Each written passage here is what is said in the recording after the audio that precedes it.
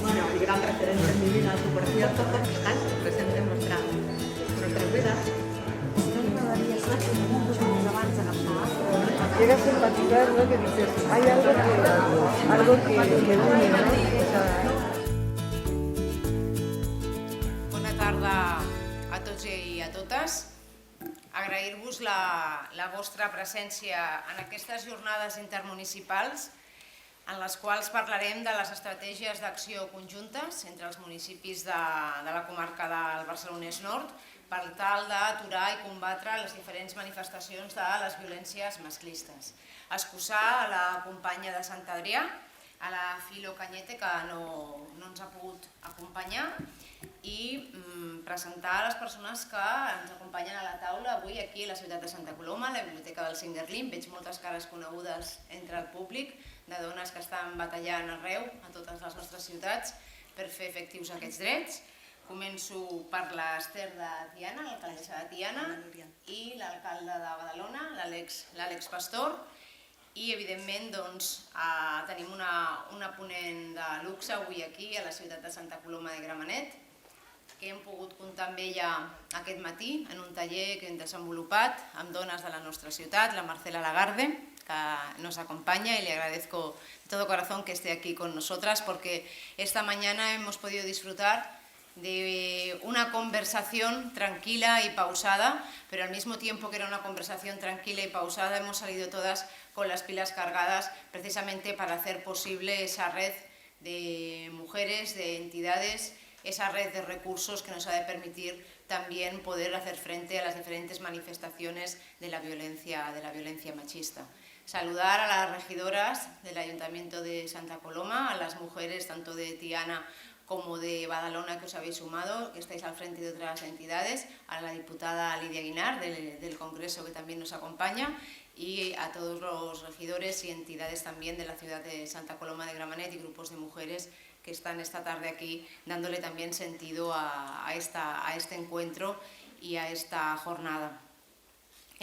Pensamos que era importante, ya que somos ciudades cercanas y con una realidad parecida en muchos ámbitos, en cuestiones relacionadas con la cohesión social, con la desigualdad social, con las situaciones de pobreza que se dan en nuestras ciudades. Compartimos ya otros espacios de debate y otros espacios de reflexión para construir y para hacer ciudad, que tenemos estructuras propiamente organizadas, pero en cuestiones de feminismo hacía tiempo que habíamos confluido en el Congreso de Mujeres del Barcelonès que se llevó a cabo y ahora considerábamos que era una oportunidad excepcional a partir de estas jornadas intermunicipales que empiezan hoy, trazar un camino de debate, de reflexión, de compartir que nos lleve a ese congreso que tendremos que acabar celebrando básicamente para unir fuerzas de nuestro territorio, que es un territorio que es compacto, que las fronteras quedan totalmente difuminadas precisamente porque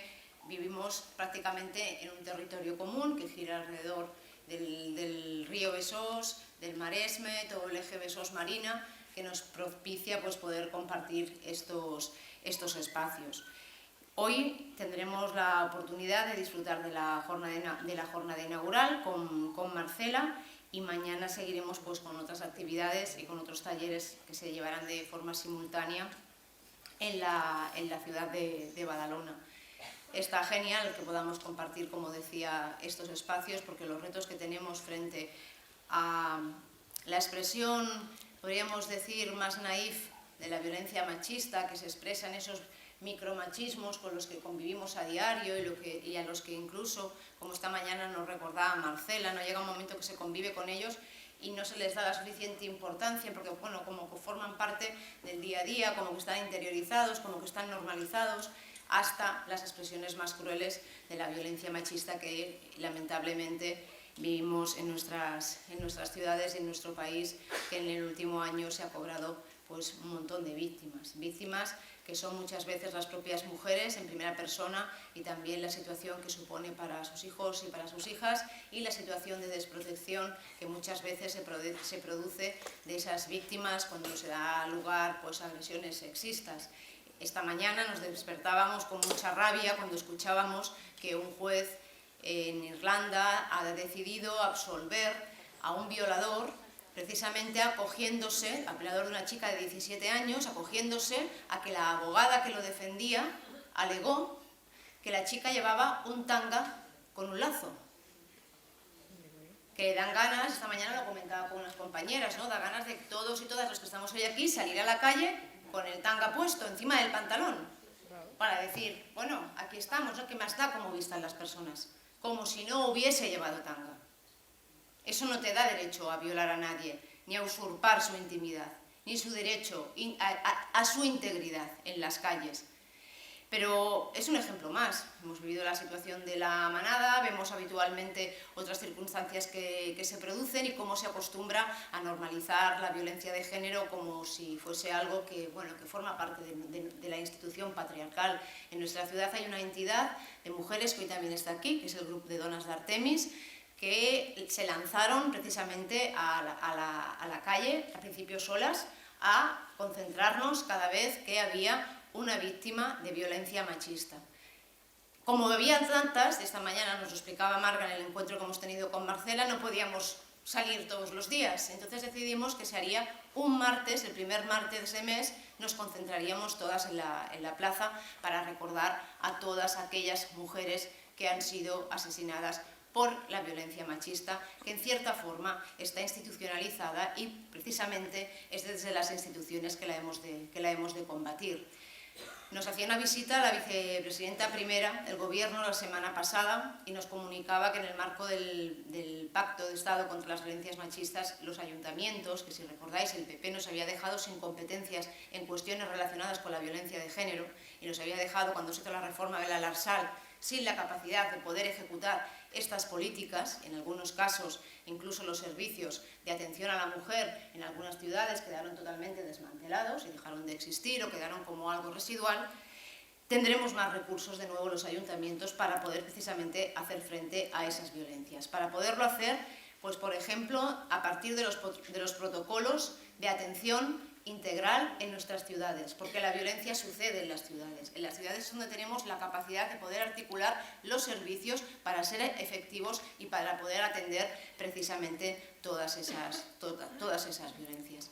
Y lo que tampoco podemos dejar de lado, creo, y por eso es tan importante que hoy estemos aquí, es el encuentro para poder debatir, el encuentro para podernos formar y el encuentro para podernos coordinar para incidir precisamente sobre aquellos micromachismos a los que a veces antes comentaba que no les damos importancia, que la tienen, y sobre todo en los ámbitos educativos, en los ámbitos de socialización familiar, en los ámbitos escolares, en los ámbitos universitarios, que se van reproduciendo, tener los suficientes argumentos, la suficiente formación, los suficientes recursos y la suficiente coordinación para poderlos combatir.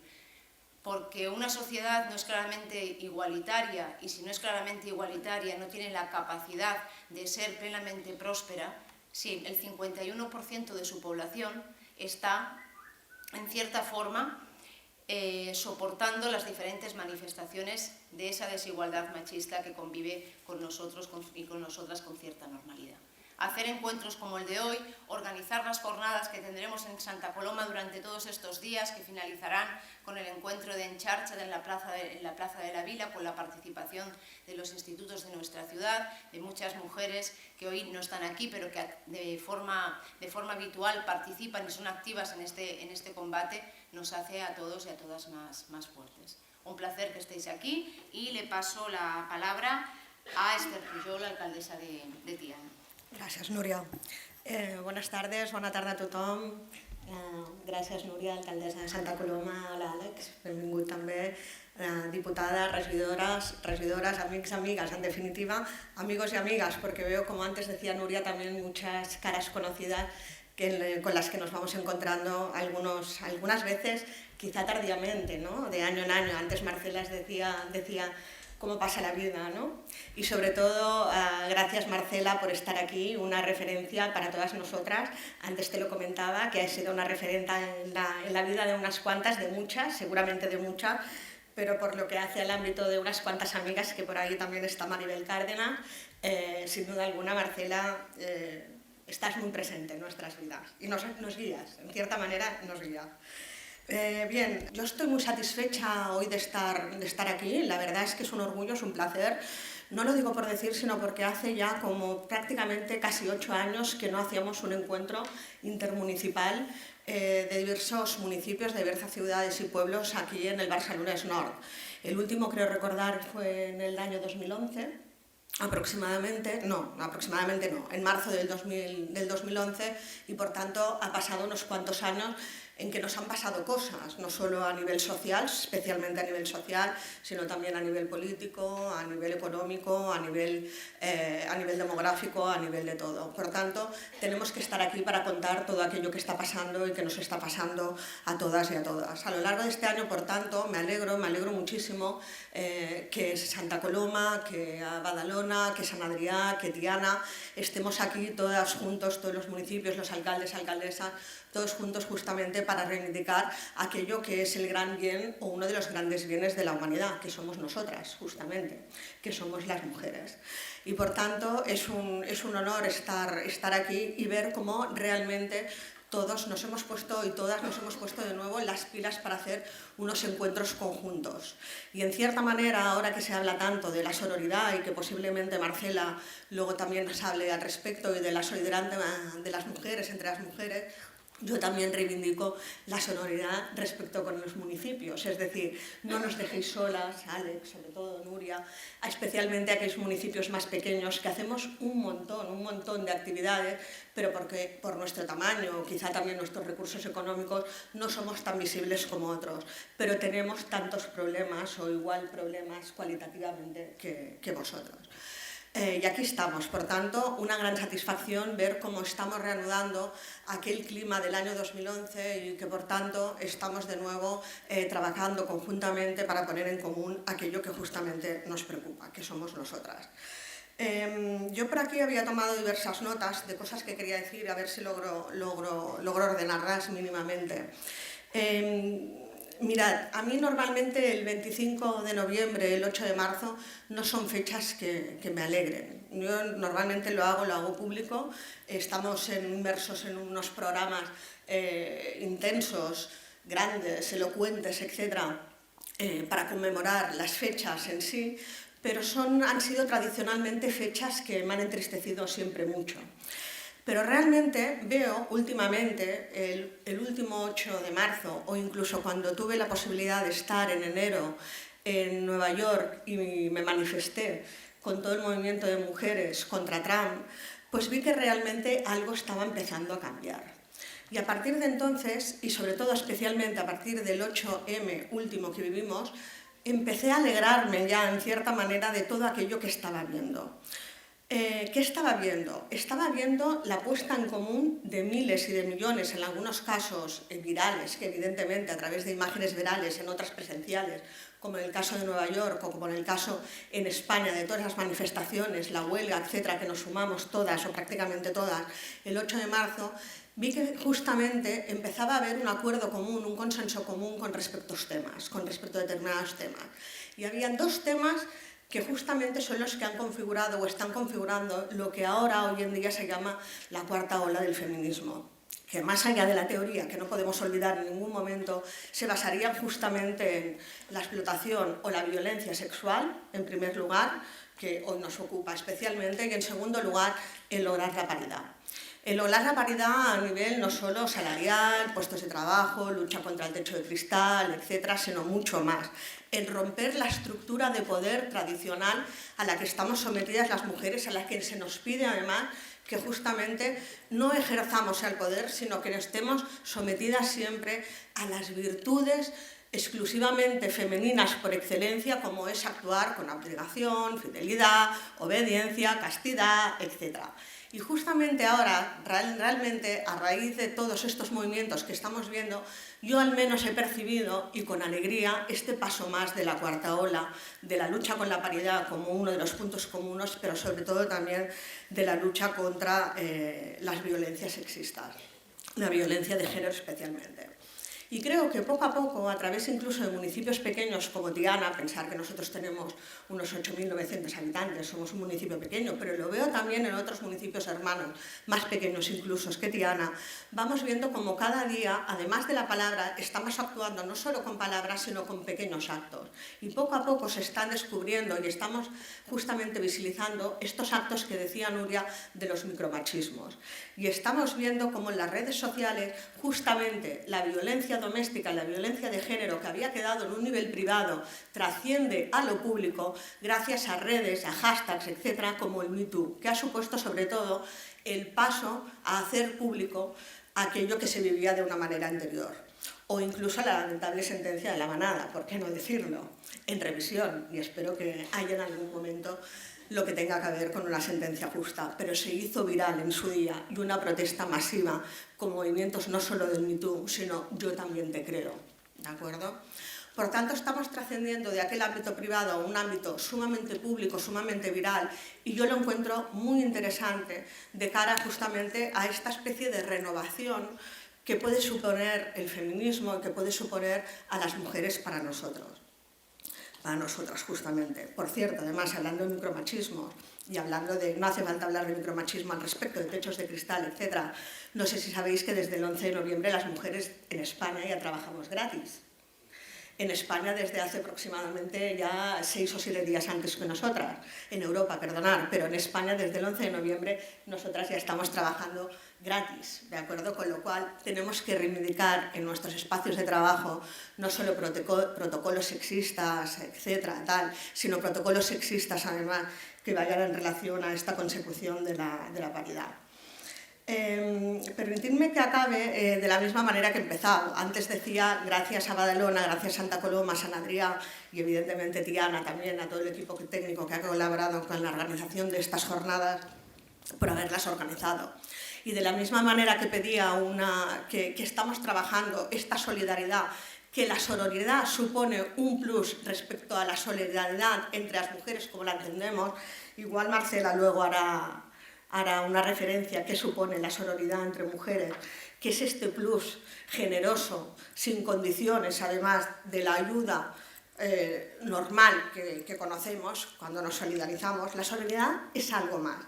Por eso yo quería acabar como he empezado, pidiendo la solidaridad intermunicipal, es decir, que Badalona, que Santa Coloma, especialmente Santa Coloma, que sin duda va a ser uno de los grandes referentes con la puesta en marcha de su nueva CIVA, que se conoce así, estoy convencida que nos va a ayudar a todos los municipios y que va a ser un referente en el territorio para poder trabajar este tema. Y además estoy convencida que lo vamos a hacer sin exclusiones, estoy convencida que lo vamos a hacer de manera generosa y absolutamente con la colaboración que todos nos merecemos, porque nos las merecemos todas las que estamos aquí. Y quería acabar con unas palabras justamente de Amelia Valcárcel, otra gran maestra, otra gran referente en nuestras vidas, que además aprovecho porque hoy es su cumpleaños y por tanto desde este foro felicitarla, que dice así, dice, para el colectivo completo de las mujeres, la solidaridad, que ella después en su libro, que se llama La política de las mujeres, habla de la solidaridad, dice, no es una virtud, es una necesidad supervivencial. Pues aquí estamos todas justamente para cumplir pues, este reto que Amelia nos lanza, que Marcela nos va a enseñar y que nosotras vamos a disfrutar y a ofrecernos con absolutamente generosidad.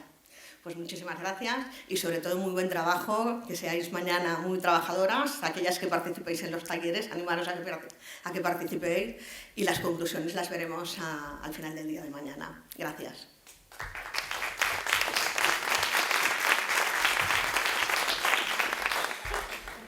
Del alcalde de Badalona. Moltes gràcies, Núria. En primer lloc, saludar afectuosament a Núria Parlon, l'alcaldessa de Santa Coloma de Gramenet, a Esther Puyol, l'alcaldessa de Tiana, però també, especialment, a la Marcela Lagarde, antropòloga i investigadora mexicana, que la veritat és que jo coneixia també la teva història, però la meva cap de gabinet és una admiradora teva. I avui aquest matí m'ha posat al dia de totes aquelles conquestes socials que has pogut fer durant aquests anys. La veritat és que per mi és un honor que ens acompanyis i sobretot que participis d'aquestes jornades també. Però també donar la benvinguda, evidentment, a les regidores de Santa Coloma de Gramenet, de Sant Adrià de Besòs, al regidor de Badalona, Rubén Guijarro, també, i molt especialment a la Federació de Dones de Badalona i a Paquita Teruel. També volia fer esment de Paquita Teruel perquè, i us explico la importància que estigui aquí. Segurament si en algun moment s'han fet i hem estat exemple de polítiques d'igualtat, polítiques de les dones a Badalona, ha sigut gràcies a la regidora Paquita Teruel. Parlava de les retallades.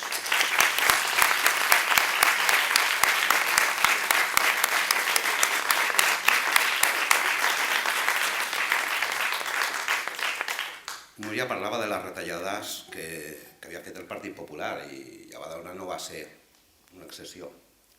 Per començar, el que va fer és carregar-se directament una regidoria de la dona per demostrar quina és la importància que tenien les polítiques de gènere, les polítiques d'igualtat per al Partit Popular a la ciutat.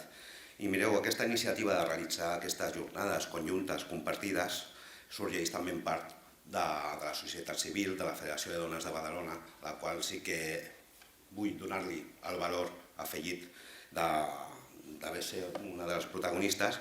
I la veritat és que el primer Consell Municipal de la Dona al que vaig assistir com a alcalde i també com a regidor de feminismes, la Federació de Dones em va manifestar aquesta necessitat de recuperar un espai de debat, de reflexió compartit amb les ciutats veïnes entorn a la violència masclista.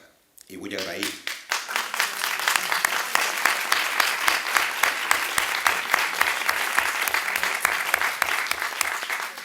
agrair sobretot a les ciutats veïnes, a Santa Coloma, a Tiana, també a Sant Adrià de Besòs, però també, i jo crec que això és important perquè al final el mèrit no el tenim només els que estem en aquesta taula, sinó els responsables de fer aquestes polítiques a les tècniques municipals que tenim aquí dels diferents municipis, el fet d'acceptar aquest repte i haver fet possible l'organització d'aquestes jornades. Jo crec que l'aplaudiment, especialment per a aquestes tècniques, per a aquestes professionals que han fet que això sigui possible.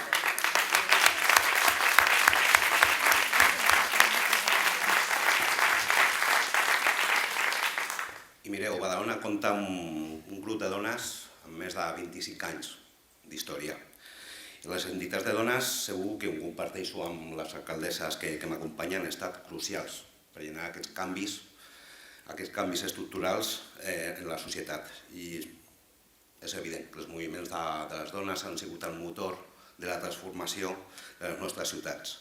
La vostra aportació contribueix sempre a construir societats, com bé deia també la Núria i l'Ester, societats més justes, més igualitàries, on la violència malauradament existeix i evidentment alguns que formen part, són protagonistes d'aquesta xacra social, ho entenen com una forma de relació.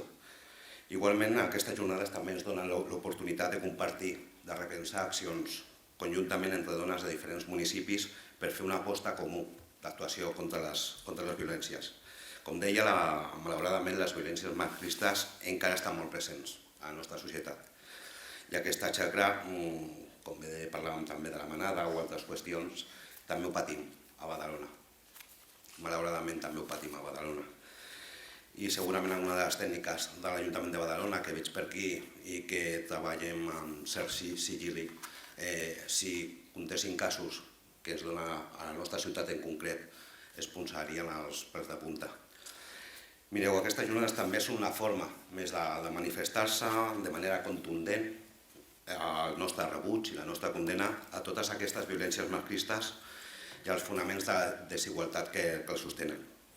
Perquè la violència masclista no deixa de ser una greu vulneració dels drets fonamentals i un impediment perquè les dones també puguin assolir la plena ciutadania, l'autonomia i la seva llibertat. Aquesta violència es concreta en una diversitat d'abusos. A vegades només pensem en els físics, però no és veritat. També estan els sexuals, psicològics, econòmics, i té lloc en múltiples àmbits de la vida. La parella, la família, el món laboral o en diferents espais comunitaris.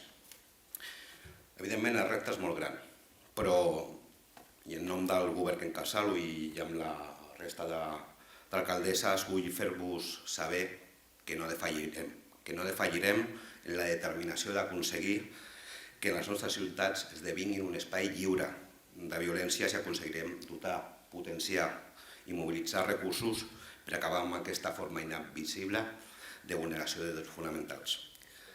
Y si alguien sabe de esta lucha incansable para hacer desaparecer esta lacra, es Marcela Lagarde.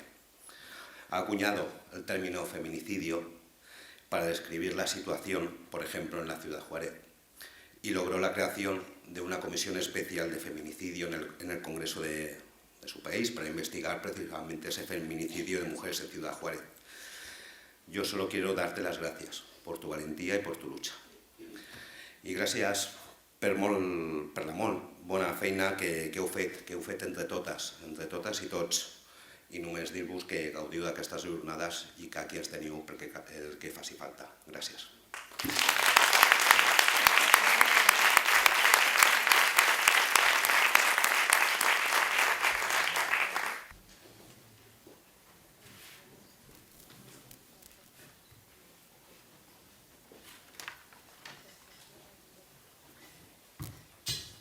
Bueno, buenas tardes. Llegamos a uno de los momentos más esperados, ¿no?, por las personas que hemos participado de algún modo, las asociaciones de mujeres, los equipos técnicos y políticos, en fin, por las diferentes personas que hemos impulsado esta jornada, el momento más esperado, más deseado de la conferencia inaugural de estas jornadas, por parte de la gran Marcela Lagarde, que ya ha habido referencia a ella, maestra, referente fundamental del feminismo contemporáneo, mujer de la que muchísimas hemos aprendido y que a continuación presentará nuestra alcaldesa Núria Parlon.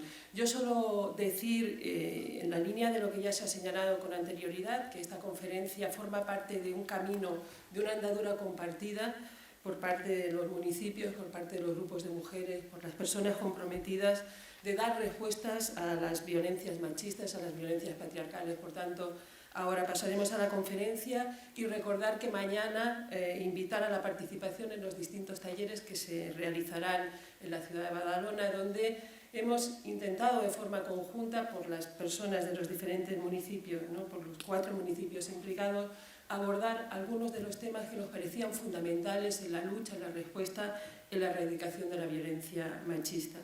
Un tema fundamental, cómo acompañamos, cómo reconocemos los derechos de las mujeres, que en algunos momentos de nuestras vidas podemos sufrir situaciones de violencia, los retos de la atención, de la prevención, del acompañamiento.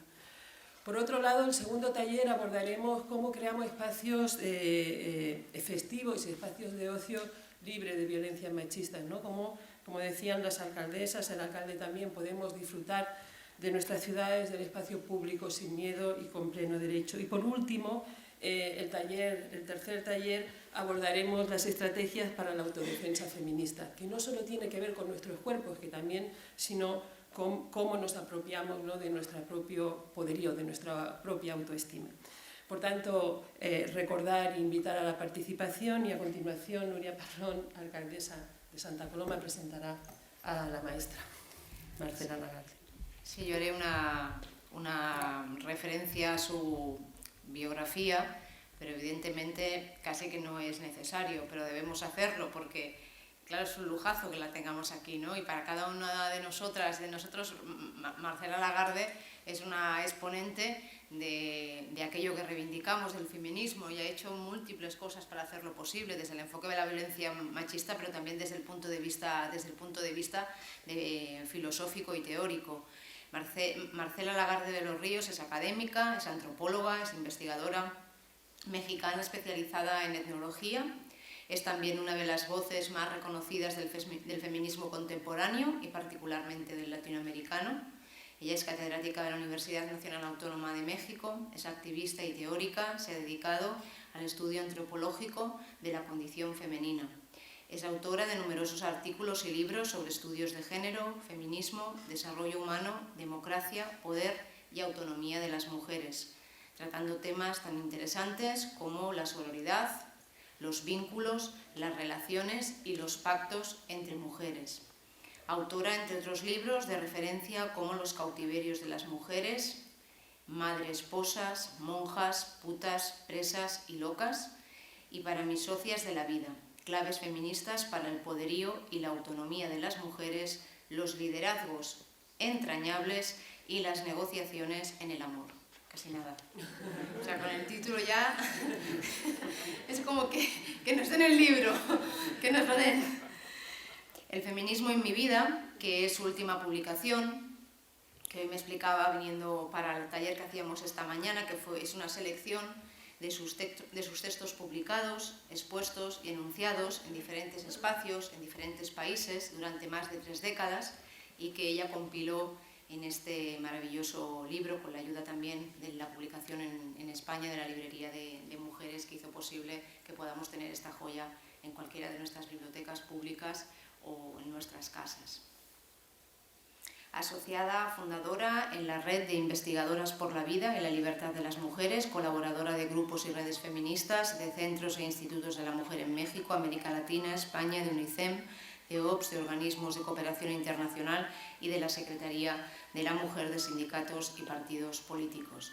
Fue elegida diputada en el Congreso Federal Mexicano entre 2003 y 2006. Esta mañana nos explicaba de qué forma y de qué manera. En algún momento, igual esta tarde, también hará referencia, entonces yo no voy a desvelar nada más.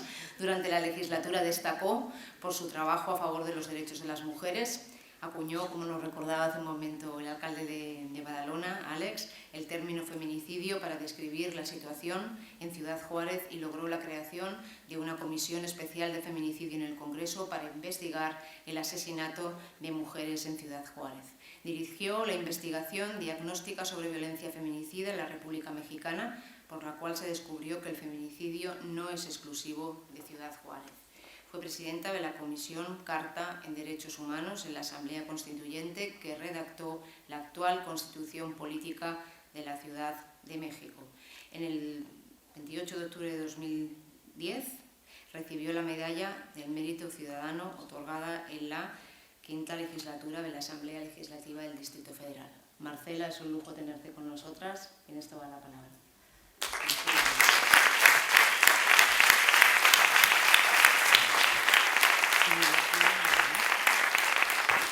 Bueno, pues muchas gracias. Me encanta estar aquí. Estoy pasando un día muy feliz. Bueno, muy feliz por lo que hacemos. Me da mucha pena que sea todavía para enfrentar problemas muy graves. Yo quisiera que toda la energía que usamos en esto la usáramos en otras cosas. Pero bueno, así es y hay que hacerlo. Yo me he preguntado por qué me puse en el tema del feminicidio, de lo que después inventé que era el feminicidio. Y la mera verdad fue que la realidad fue tan desbordante en México en esa época, con tantos crímenes contra mujeres, que bueno, yo necesitaba como aclarar de qué se trataban estos crímenes. Había una gran cantidad de hipótesis, de mitos, de leyendas. Se filmó en Ciudad Juárez, fueron videoastas a inventar cosas porque no sabían qué eran, pero hicieron videos sobre historias de mujeres que se van con los camioneros, de mujeres que son amantes de los capos del narcotráfico en México. Bueno, en fin, si ustedes supieran todo lo que hubo. Y luego una danza terrible, macabra, de cifras, porque el gobierno mexicano no aceptaba, es una tendencia gubernamental decir no son tantas, no ha pasado ese grave problema aquí, son poquitas, y con eso ya resolver el asunto, ¿no? Y en cambio, el movimiento de mujeres, al contrario, la verdad no sé cómo plantearlo, pero se proponían demostrar que eran más. Entonces era la discusión entre el gobierno y las asociaciones civiles, para uno menos, para las otras más. Y bueno, yo soy una antropóloga, lo dijiste, soy científica, estoy enseñada a investigar y a investigar bien, soy buena investigadora y decidí que yo iba a investigar qué pasaba ahí. O sea, yo no me podía quedar ni con esas mentiras, ni con esos mitos. Yo necesitaba saber, primero, algo que me llamó mucho la atención siempre, fue que fuera en Ciudad Juárez, que solo fuera en Ciudad Juárez, cuando yo conozco mi país. Mi país es terriblemente violento y tolerante a la violencia de los hombres. Entonces, era raro que solo en una ciudad hubiese estos crímenes. Para empezar, yo empecé con esa pregunta que no me la creía, no me creo. Yo supongo que hay feminicidio en todo el país. Esa fue la hipótesis con la que yo empecé a investigar. Y realmente, bueno, pues demostré con una gran investigación sobre la violencia feminicida en todo el país, demostré que efectivamente no era solo en Ciudad Juárez, había feminicidio y hay todavía en diversas ciudades. En cualquier país donde hay feminicidio no sucede solo en una ciudad, ustedes lo saben también, en todos los países que hay feminicidio sucede en varias ciudades. Ahora, ¿qué condiciones hay en cada ciudad para que se exacerbe la violencia contra las mujeres y las niñas? Esa es una pregunta de investigación que creo que ustedes han hecho investigación también para saberlo. O sea, ¿qué pasa en cada sitio para que ahí y no en el sitio de junto haya feminicidio? Y entonces lo que hicimos con un gran equipo de investigación, para eso fui al Congreso, para eso quise ser diputada, tener el poder de estar en un órgano del Estado y tener poder de hablar con gobernadores, con procuradores, con fiscales. No me podían negar la palabra y yo podía entrar donde fuera. Bueno, guardando el protocolo que se usa y que me parece magnífico el protocolo, porque si no hubiera protocolo, olvídense, nos matamos.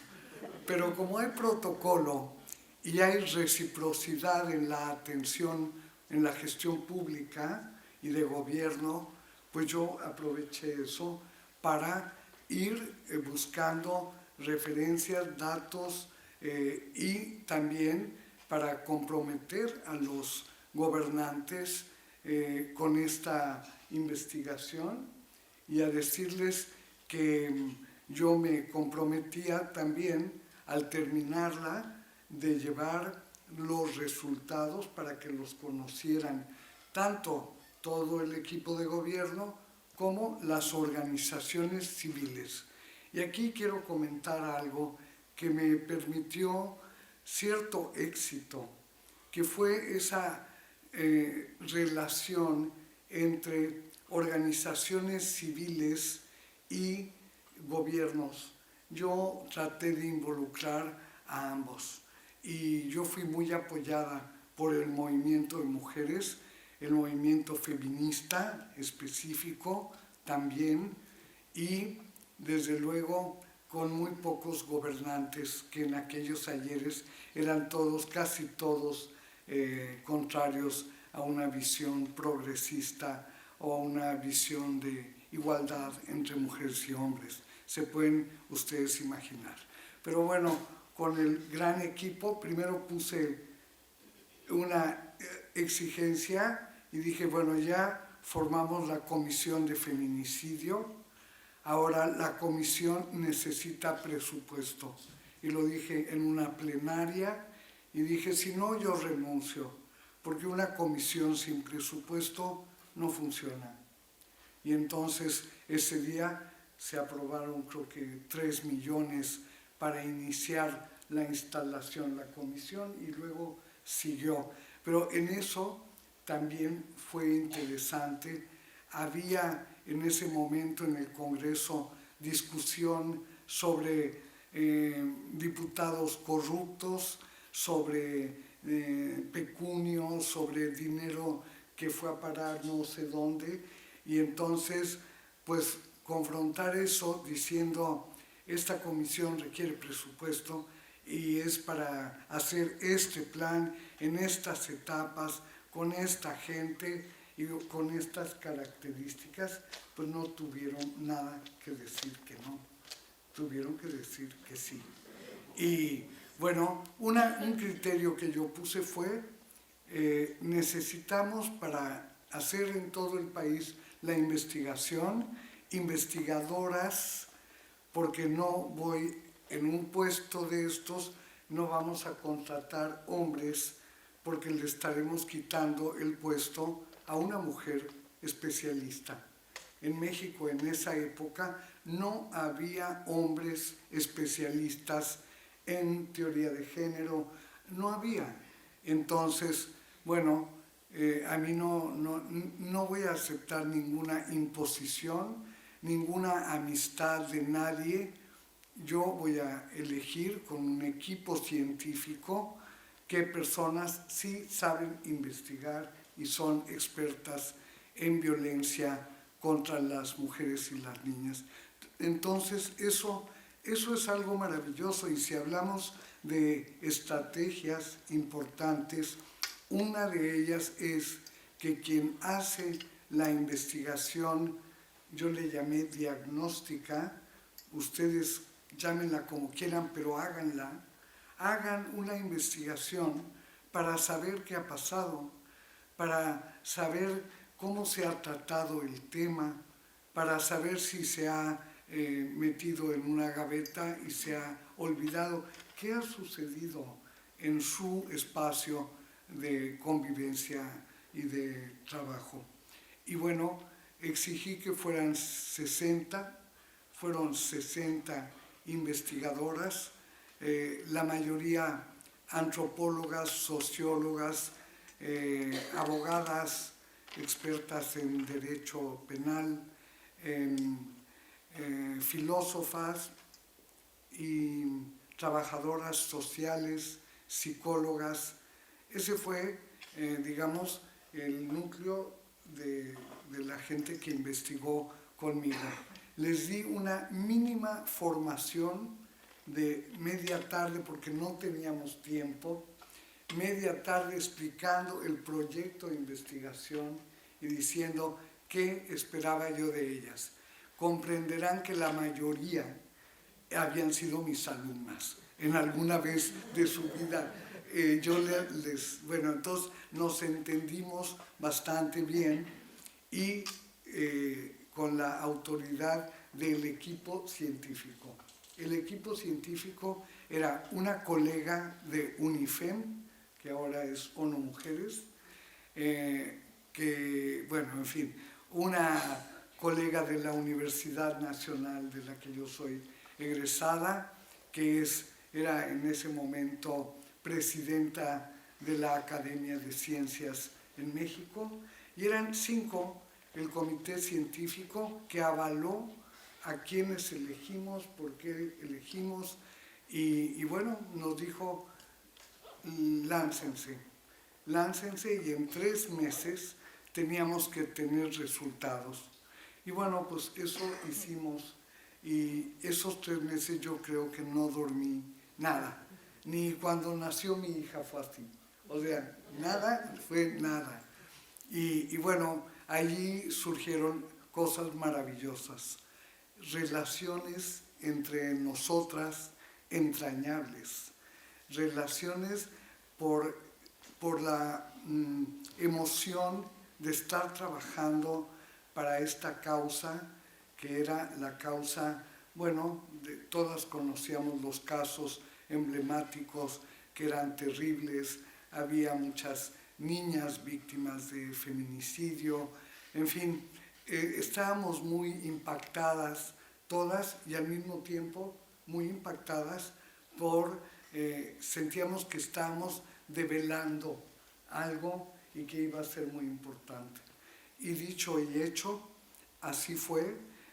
Cuando terminamos, habíamos recorrido 10 entidades federativas donde hicimos estudio de profundidad, in situ, ahí, en 10 entidades.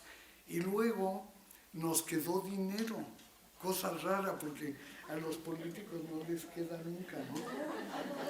Pero a nosotras sí, porque éramos unas ciudadanas, convertida yo en diputada, pero ciudadana vil, y entonces nos sobró dinero y un poquito de tiempo si alargábamos la fecha en que la plenaria iba a discutir mi ponencia.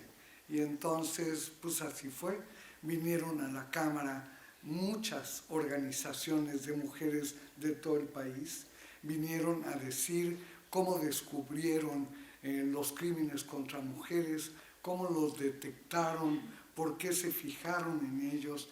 Y bueno, eso fue histórico porque el gobierno decía que no había nada, ¿no?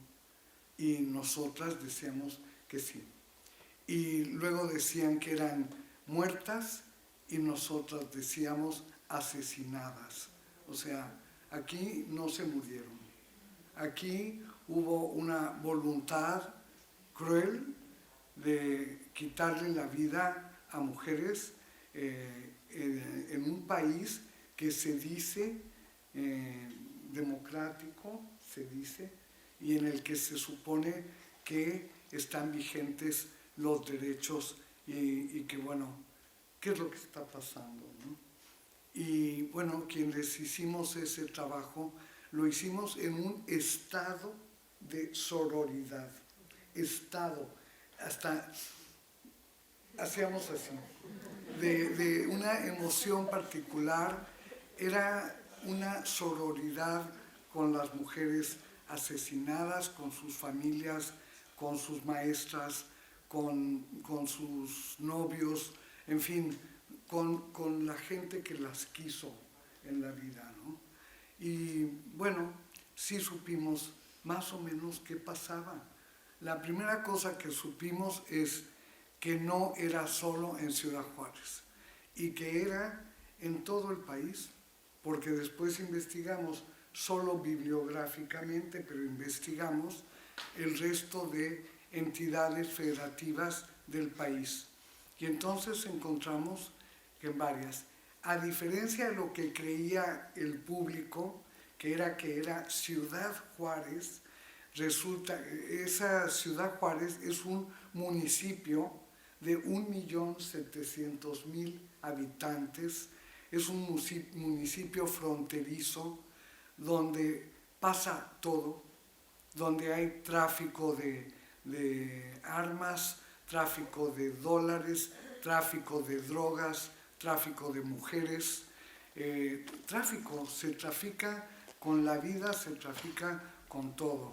Y ese lugar donde se suponía que había la mayor cantidad de feminicidios, pues era el 6º lugar. ¿Qué había entre el 6º y el primer lugar?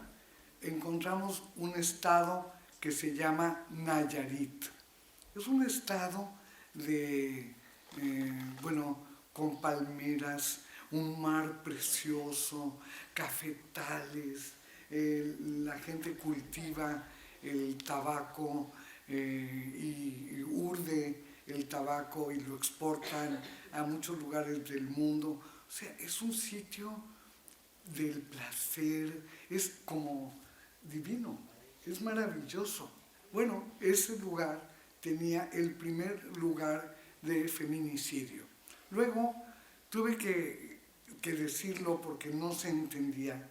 No se trata del número de personas, de mujeres asesinadas.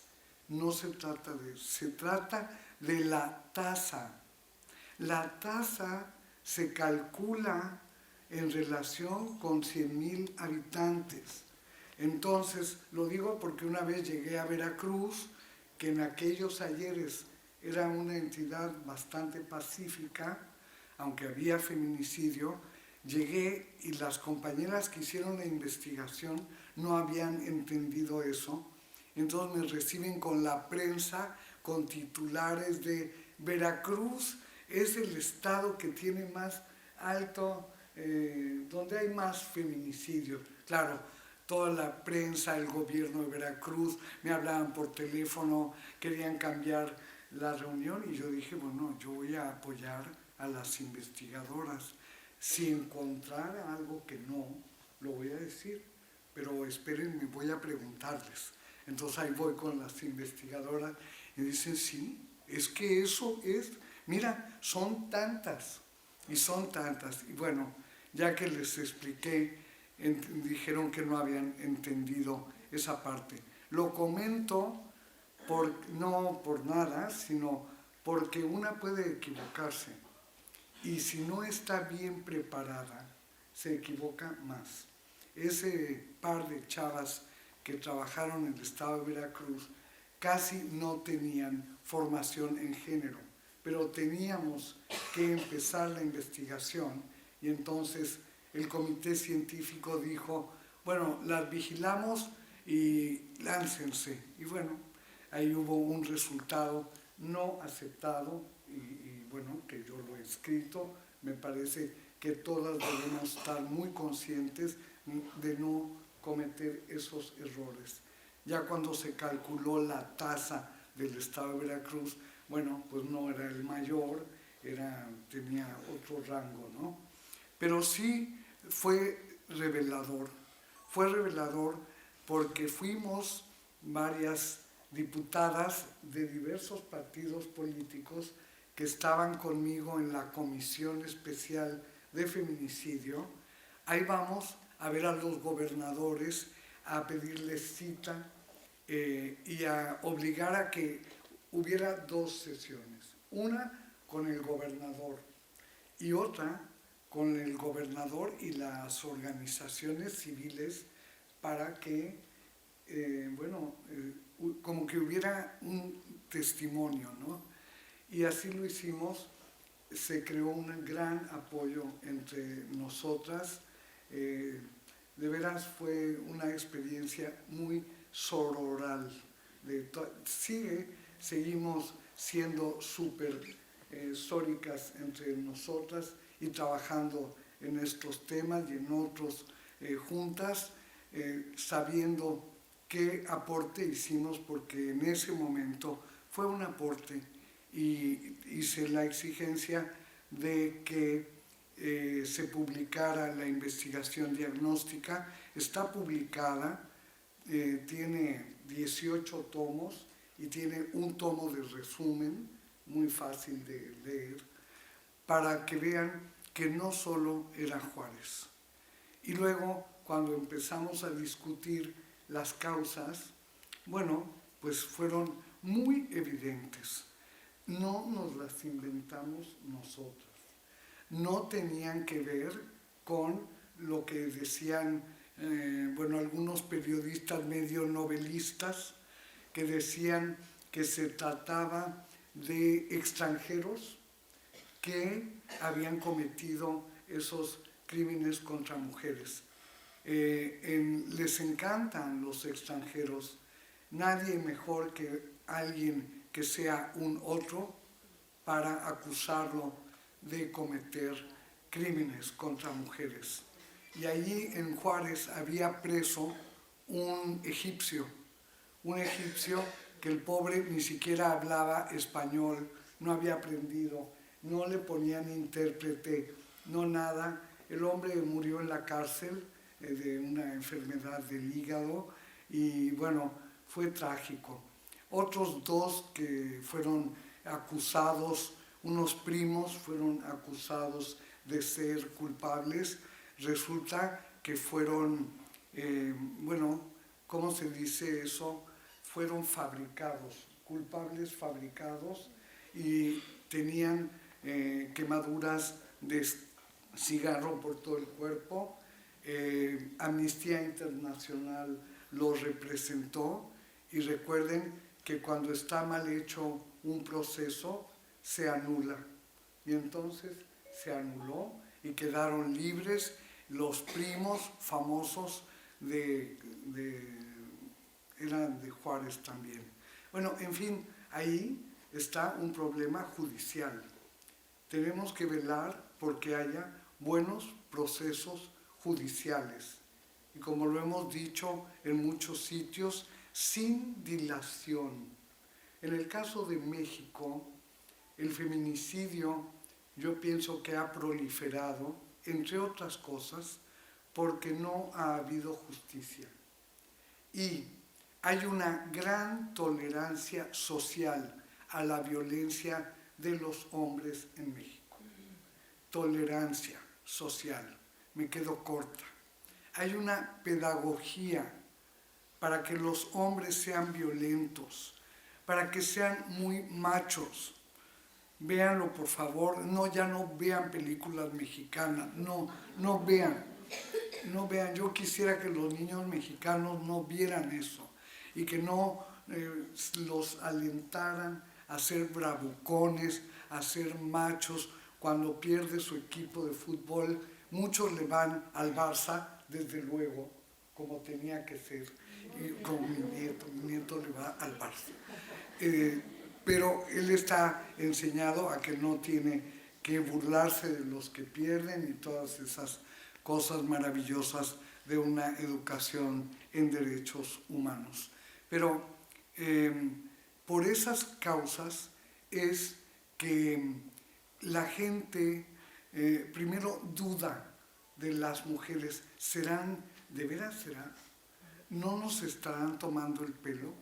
Con semejante investigación, a mí me ponían en tela de juicio los gobernadores. A ver, diputada, dígame de dónde sacó esa información. Ahí está, todo con citas de pie de página, todo con información oficial, todo. Y hasta que llega un momento en que ya no pueden decir que no. Pero tardaron 6 meses diciendo que no. Y no había justicia, y entonces exigimos, desde luego, justicia sin dilación. Sin dilación es sin dilación, porque sabemos que a las niñas y a las mujeres que secuestran, bueno, les podemos dar 24 horas. 24 horas, y si no, aparecerán en algún sitio asesinadas, y además muchas veces sus cuerpos lastimados después de muertas. Una característica del feminicidio, entre otras, no es obligatoria, pero ha pasado en muchos casos, es que aparecen los cuerpos también lastimados. O sea, el homicida no queda contento con solo asesinar a la mujer o a la niña, sino que lastima el cuerpo, violenta el cuerpo, la ropa, las bolsas, lo que sea que está en el lugar del crimen, lo lastiman. Como los hombres violentos no hemos llegado al feminicidio, estamos en la casa, en una relación violenta, en que la gente que la oye, imaginemos vecinos, vecinas, oyen a una pareja y dicen, se están peleando. Por lo menos en México así se dice. Se están peleando, y nosotras que sabemos de qué va la cosa, decimos, no se están peleando. Le está gritando él a ella. Es una agresión violenta a ella. Y bueno, hemos ido desmontando los mitos de que se pelean de la misma manera las mujeres y los hombres, que las mujeres son igualmente violentas, todo eso que está allí en la cultura, también acá y allá, ¿no? Entonces, bueno, una clave importante, yo quería dar 2 o 3 claves de lo que he aprendido en esto, fue, primero que nada, no hacer nada sin saber. No hacer nada sin saber. Y si no sé, llamar a un especialista, a una experta forense en violencia de género, a una experta psicóloga, a un equipo de expertas que sí sepan, que tengan incluso la terminología, que mucha gente no la tiene. Nombran a la violencia de género de muchas maneras. No se atienen a la propia ley ni del Estado español, ni la ley de Cataluña, por ejemplo, o la ley de Valencia. En cada autonomía hay leyes. Pero cuando nombran esta violencia, por ejemplo, a veces le dicen violencia machista. No le dicen violencia de género. Le dicen violencia de género a la que es de pareja. Y hay una teoría de la violencia de género. No es un cuento, está escrita y tiene autoras.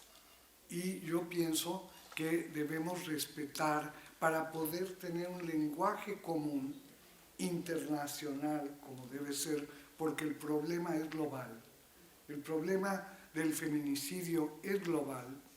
Incluso, aunque yo lo decía un poco irónicamente, hasta en Suecia, acuérdense de la serie de Los hombres, esta novela en 3 tomos, los hombres que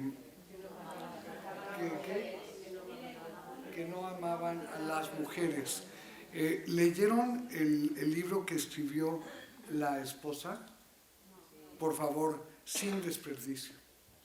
Porque ella vivió con el autor todo el tiempo que él redactó ese libro en 3 tomos, pero además le dio muchos insumos porque ella es urbanista, arquitecta urbanista, y con perspectiva de género, es una feminista, y ella, pues ven que él relata, ubica en lugares y describe lugares, todo eso se lo pasó ella.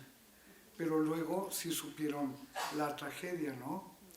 El suegro, el papá del escritor y los 2 hermanos exigieron la novela que estaba en una computadora, un cuarto tomo o una nueva novela, y la exigieron como herencia. Y ella dijo, pero ¿cómo? Si con ellos no se habla hace 30 años, el papá no lo quiere, los hermanos lo aborrecen, no se hablan. Y en cambio, yo he vivido con él, ha sido mi amor durante 30 años, imagínense eso. Pero las leyes son las leyes y el derecho de herencia es así.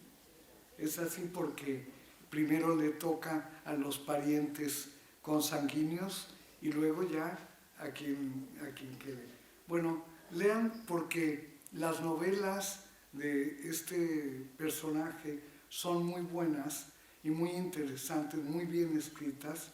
Y segunda, por lo que ella vive después como violencia, que no es de golpes, fíjense, no es de cuchillos, no la ahorcaron, es una violencia jurídica y es una violencia hacia ella al quitarle la herencia que ella pensaba que tenía algún derecho y bueno, no lo tuvo. De todas maneras, ella guardó aquí dicen ordenador, la computadora, con la cuarta novela y la tiene guardada en la caja de seguridad de un banco. Y todas las lectoras de ellos dos estamos esperando que la saque. Bueno, es una historia terrible, ¿no? Para mostrar qué tipo de violencias vivimos las mujeres, que mucha gente allá en la calle ni se imagina. Nosotros sí, porque lidiamos con ello todos los días, pero mucha gente diría, ¿por qué violencia? Si les tocaba la herencia, ¿no? Bueno, pues porque es una violencia despojar a una casi coautora de la ganancia económica, todo. Ella se quedó solo con un departamentito de 50 metros que habían comprado entre los dos y que él puso a nombre de ella y riéndose le dijo, es que nunca sabes qué va a pasar, nunca sabes. Y gracias a que nunca sabes, ella se quedó con algo. La muerte de él fue súbita, era un hombre de 50 años, un ataque al corazón, porque subió la escalera de su edificio y bueno, al llegar al séptimo piso, se cayó y se murió. Entonces, hay mucho aprendizaje ahí. Hay que subir las escaleras bien oxigenados, bien oxigenados. Y luego, bueno, esa historia que yo trabajo mucho en los grupos de mujeres, de cómo las mujeres somos expropiadas de muchas cosas. El patriarcado nos expropia muchas cosas a las mujeres. Y entre otras, lo que han dicho las teóricas feministas es que nos expropia la condición de ser individuas, la condición de ser por nuestro propio lugar en la tierra, de ser individuas. Desde la cumbre de Viena ya diremos de ser seres humanas. La cumbre de Viena fue la que dijo que las mujeres somos seres humanas. Y bueno, el patriarcado nos expropia la humanidad a las mujeres y se la otorga a los hombres como los baluartes de la humanidad toda, no solo de ellos mismos, sino de toda la humanidad.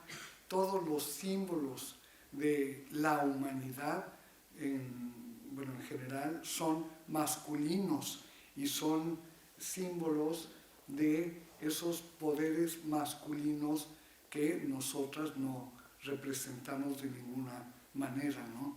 Pero bueno, en la cumbre de Viena se resolvió que sí somos humanas y que nuestros derechos son derechos humanos y que lo que hacemos todos nosotros es construir esos derechos humanos, al nombrarlos, al decirlos, al ejercerlos, al reivindicar que no sean tomados en cuenta. Estamos construyendo derechos que la sociedad toda no ve. Una parte ya la va viendo, pero otra parte no lo ve. Entonces, para poder tener un lenguaje común, yo sugiero que también tengamos 2 o 3 lecturas comunes sobre qué es la violencia contra las mujeres. Sugiero 3. Una es los acuerdos de la CEDAW, que, bueno, al final de la CEDAW decidieron, las colegas que fueron a la reunión CEDAW, decidieron que denunciar la múltiple discriminación de las mujeres. Y entonces enunciaron qué discriminación. La discriminación social, la discriminación económica, la discriminación de género, la discriminación sexual, la discriminación laboral, la discriminación étnica para quienes son de una etnia no hegemónica, la discriminación lingüística, múltiples discriminaciones. La discriminación en la discapacidad, la discriminación porque no hay suficiente acceso para las personas con alguna discriminación. Y no voy a decir por mí, pero acceso no es solo que pase la silla de ruedas, es que haya micrófono para que podamos oír las personas bajas de audición, así nos dicen, sordas somos sordas. Bueno, esa es una. Todas las formas de discriminación. En el mundo se han formado los consejos para erradicar la discriminación, supongo que ustedes tienen el propio, y en esa CEDAW se dice que también la violencia, pero se la trata como en un inciso aparte y no se dice más. Con el tiempo, muy breve, feministas latinoamericanas fueron a la reunión en Belém do Pará. Fue una reunión también sobre derechos humanos de las mujeres y en esa reunión decidieron dedicarla solo a las violencias y enunciaron cuáles violencias. Voy a decir por qué. Porque ya sabían que no había uniformidad en cómo hablamos de las violencias. Unas mencionamos unas violencias, otras mencionamos otras. Por ejemplo, algunas mencionan la violencia doméstica como un tipo de violencia. No está en los textos teóricos sobre la violencia. Se usa coloquialmente la violencia doméstica. Les voy a decir cuáles son los tipos y modalidades de violencia que aprobó la reunión Belém do Pará, así se llamó, porque se realizó en la ciudad de Belém do Pará, en Brasil. Y entonces ahí fueron expertas y trabajaron, dicen ellas, todos los tipos de violencia contra las mujeres y las niñas. Fíjense, es contra porque hay una voluntad de dañar, no es hacia. Mucha gente dice la violencia hacia las mujeres. Es la violencia contra, porque va dirigida para dañar. Bueno, es la primera, la violencia física, que ya no tiene que tener moretones. O sea, con que una mujer diga que fue violentada físicamente, le creemos. Porque Belém do Pará decidió que la palabra de las mujeres es suficiente testimonio. Es suficiente testimonio para acreditar que le pasó eso. Segunda, tercera, la violencia psicológica, que está además en todas las otras violencias. O sea, cuando hay violencia física, también hay psicológica. Cuando hay otra violencia como violencia económica, violencia laboral, que son dos tipos de violencia. Estamos hablando de tipos porque son tipos porque pueden ir al Código Penal y pueden tipificarse. Por eso se llaman tipos de violencia.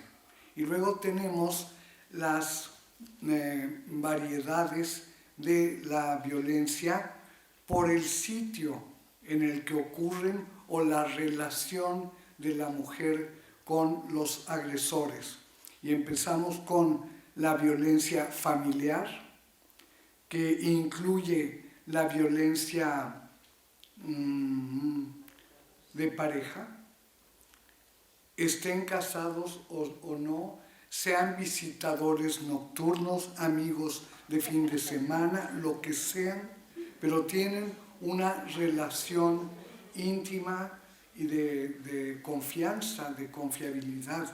Y por eso es más delicado el problema, ¿no?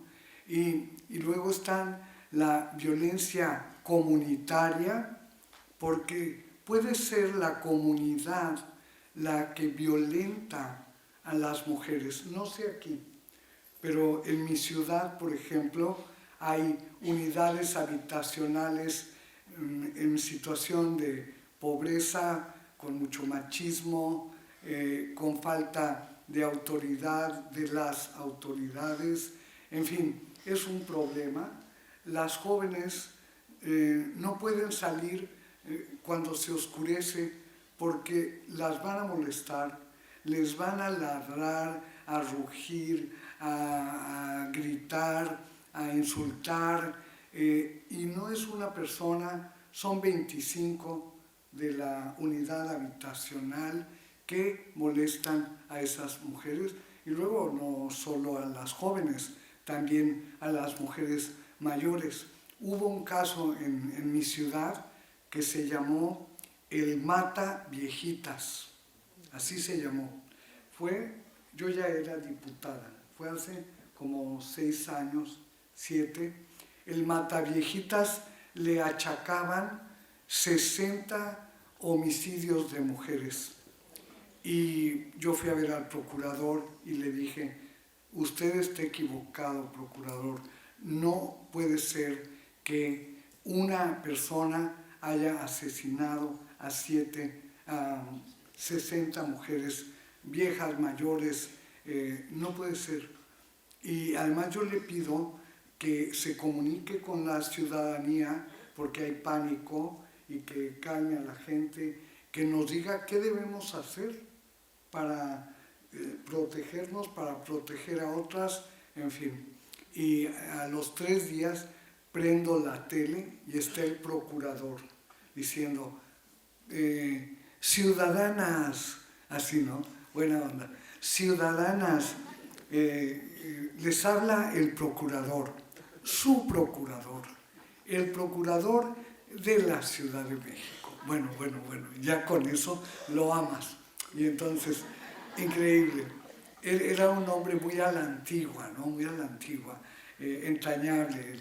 Y les quiero pedir un favor, que colaboren con el gobierno de la ciudad para que no haya más crímenes de mujeres mayores, muchas de ellas ya muy mayores, porque no queremos y ustedes no quieren que haya crímenes de mujeres y tal y cual. Y entonces, por favor, vamos a hacer un plan. Bueno, yo dije, bueno, esto me suena a democracia. Vamos a hacer un plan en el que yo les voy a pedir que no salgan solas. Primera cosa. Segunda cosa, que si van acompañadas a la caseta del banco, no permitan que nadie se acerque ni les ayude con el dinero cuando hay muchas mujeres que les tienen que ayudar porque no saben gestionar la máquina, ¿no? En fin, entonces les voy a pedir, y van a ver cómo en unos días acabamos con esta plaga del Mata Viejitas. Ya estamos cerca, porque una sobreviviente lo vio de reojo cuando trataba de matarla, y entonces hay una huella en el vaso de noche que tenía esta mujer para tomar sus medicamentos, y hay una huella. Entonces, ya vamos a salir, confíen en su procurador. Miren, yo casi me muero de la rabia, porque bueno, es muy amable el procurador, pero está fuera del mundo. Y yo le propuse, lo fui a ver con diputadas y diputados, y le dije, yo le propongo un plan. Lo primero es hacer un censo de mujeres mayores que viven en el centro de la ciudad. Lo segundo, hacer un censo notificando si viven acompañadas, solas, si las visitan una vez a la semana, pues lo que se hace en estos casos, ¿no? Hacer el mapeo, una geografía de género, digamos, para saber y edad qué estaba pasando. No pasó más y de repente un par de esos policías que sacan en las caricaturas con su mosca aquí. Estaban durmiendo así, estaban durmiendo en la patrulla y de repente ven de reojo pasar algo que les sonó conocido.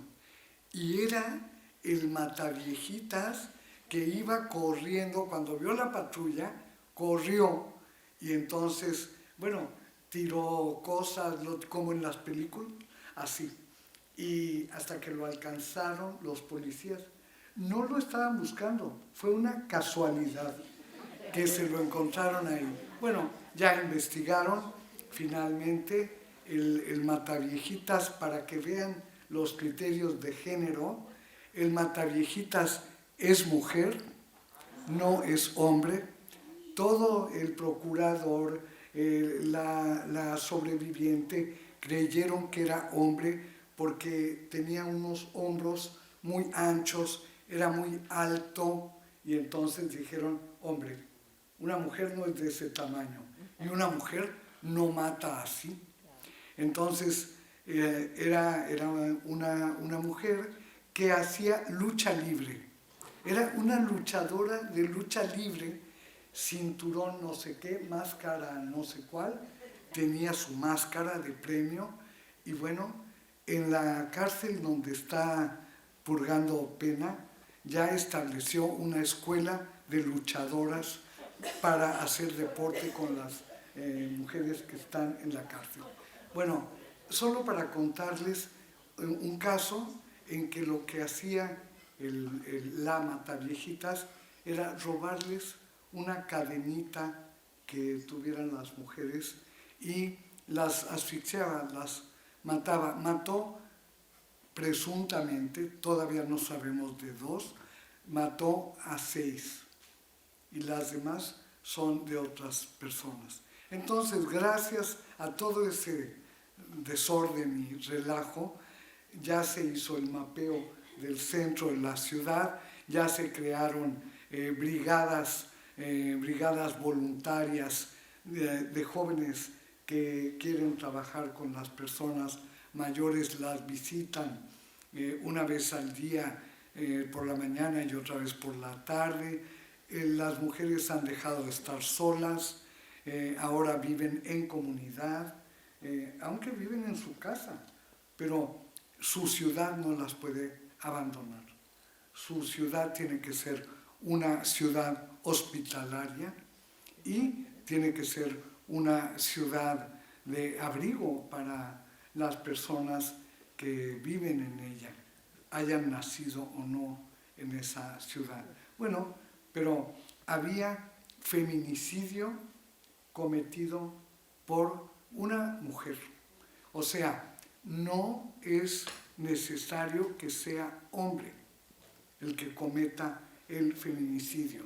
Lo que sí es necesario es que la víctima sea mujer. Eso es, y eso es lo que es común, permanente y que se presenta en todos los casos. Es el crimen, es un crimen como lo definen las autoras de la teoría primera antigua del feminicidio, es un crimen de odio, lo llaman así, es un crimen misógino, un crimen de odio contra mujeres que cometen personas que son misóginas y que viven procesos de odio, de ira contra mujeres y bueno, acaban matando a las mujeres o haciendo acciones violentas como violencia sexual, como violación, como acoso, como hostigamiento. Entonces, bueno, pues también trabajamos ahora haciendo como el recorrido de los hechos violentos en el caso de las mujeres. Ya no se ve cada hecho violento como un hecho aislado, sino que se toma nota de cada hecho, pero se ve cuál es la distancia con el hecho anterior, si sucedió en el mismo lugar, en la misma colonia, cuál fue la reacción familiar. O sea, se hace una biografía del hecho feminicida y eso es muy importante.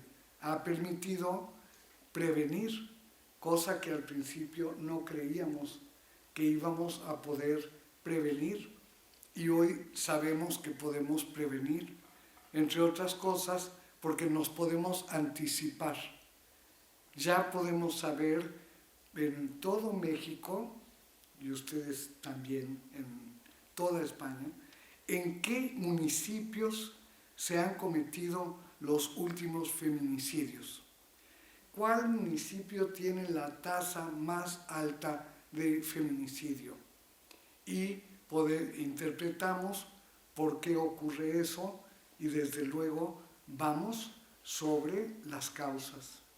Y las causas, como lo hemos repetido hoy todo el día, tienen que ver con la desigualdad entre mujeres y hombres. 1, tienen que ver con la supremacía masculina. 2, tienen que ver con la violencia aceptada en los hombres. 3 o 4 o 5, ya no sé cuántas dije. Esas son las causas. Y hay otra más, que alguna mujer en ese territorio se encuentre en situación de fragilidad social, psicológica, laboral, afectiva, y entonces hay que hacer medidas preventivas para que las mujeres que están en condiciones de fragilidad no queden expuestas, porque por lo menos en México la mayoría de los culpables están sueltos. O sea, no hay, el Ministerio Público no ha actuado con diligencia y están por ahí viviendo su vida encantados.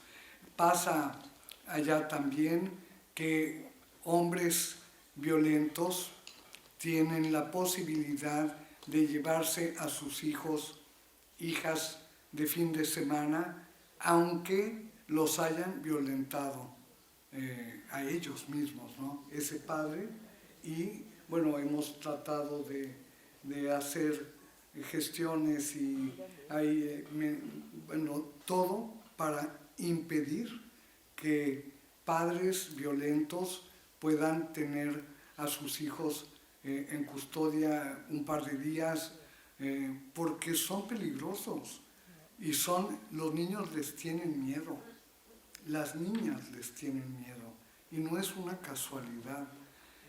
También lo último que ha pasado es que ahora hombres poderosos que son demandados como violentos, lo que hacen es ellos a su vez demandar a la mujer como violenta. Y hay en Veracruz, por ejemplo, ahora hay una asociación de mujeres a las que les quitaron los hijos y las hijas acusadas de violencia, porque además las parejas eran hombres poderosos en la política y en el narco. Y bueno, espérense ustedes todo lo que se está revolviendo, ¿no? No aparece una violencia de género escueta y sola, sino aparece enredada con esa condición poderosa de estos hombres. Y bueno, terminaré, porque creo que sí, creo que hay que terminar algún día. Terminaré diciendo que me llena de emoción pensar que cosas que yo intuí, estudié, inventé muy solita en mi estudio y luego recorriendo ese país infame que es México, pero también es lindo, no vayan a creer. Es más, si quieren, ya ayer dije, hacemos un tour y yo las llevo a la casa de Frida Kahlo, desde luego. Y nos vamos. No, decirles que, bueno, todo eso que hemos vivido allá es terrible, ha aumentado el número de feminicidios, ha habido oposición a medidas preventivas y se han opuesto funcionarios del gobierno federal. ¿Cómo puede ser que funcionarias y funcionarios que tienen a su cargo velar por la seguridad ciudadana no acepten una medida que viene en la ley? Esta la inventé en un insomnio, no como los de aquí que me dan, sino de los de allá. Y es una medida que se llama, esta es la ley para enfrentar la violencia de mi país. Bueno, me faltó decir, dije la violencia comunitaria, ¿verdad? Me faltó decir la violencia institucional, porque hay violencia institucional cuando se denuncia y no pasa nada, pasa peor, y hay cuando ponen en los puestos institucionales a personas misóginas y que no saben de género. Y bueno, aquí creamos medidas de protección, órdenes de protección comunes y corrientes, pero también creamos medidas de excepción. Una medida de excepción, así se llama, de emergencia, es una medida en la que el gobierno federal, el local y el municipal se ponen de acuerdo y decretan la alerta de violencia de género. ¿Quieres que te la cuente otra vez? Alerta de violencia de género. O sea, ¿qué está pasando en ese municipio que ha habido 3 homicidios de jóvenes al salir de la escuela, por ejemplo? Bueno, decretemos una alerta de violencia de género y consiste en lo siguiente, en que los 3 niveles de gobierno tienen que ponerse de acuerdo, porque en México les quiero decir que poco se ponen de acuerdo los 3 niveles de gobierno. Se tienen que poner de acuerdo, el Congreso tiene que desembolsar un dinero exprofeso para trabajar esa alerta de violencia de género. Tienen que informar a la ciudadanía por qué consideraron tan grave el problema que pidieron el decreto de la alerta de violencia de género. Y tienen que estar en contacto permanente con las organizaciones de la sociedad civil. Nosotras tenemos, por ejemplo, una red nacional del feminicidio, tenemos redes locales y el gobierno tiene que estar informando qué está haciendo, qué va a hacer y cómo va a lograr abatir ese problema. Entonces, rápido, tienen que ir al lugar, tienen que ir a hacer un croquis de lugar. Bueno, en fin, ahí hay toda una metodología, hay protocolos para hacer la alerta de violencia de género, y esos protocolos son muy importantes. Al principio no teníamos, ahora cualquiera puede aplicar, bueno, cualquiera que está bien estudiado y trabajado puede aplicar el protocolo de la alerta de violencia de género. Y tienen que tomar los 3 últimos casos que están sin resolver y comprometerse con la ciudadanía a tener resultados en un tiempo posible. No dice qué resultados, no dice que van a encontrar a los culpables, pero dice que van a tener resultados importantes. Y bueno, esa alerta se opusieron y se opusieron y se opusieron. Tardamos más de 15 años en lograr que esa alerta fuera considerada un mecanismo de gobernanza democrática. Yo así la planteo, es un mecanismo para ayudar al gobierno a gobernar en situación de violencia contra las mujeres. Bueno, todo eso y mucho más, eso, por favor, alcaldesa, si me permites, te lo quiero regalar.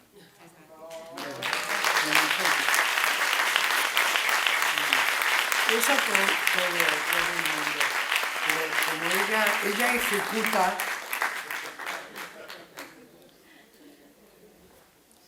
bueno, creo que ya. Sí. Si no, hazlo otro. Muchas gracias. Muchas gracias. Bien. Gracias.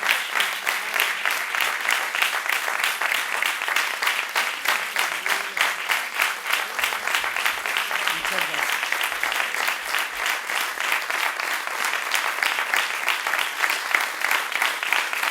Vamos a dedicarle este aplauso a la vida y la libertad de las mujeres y las niñas.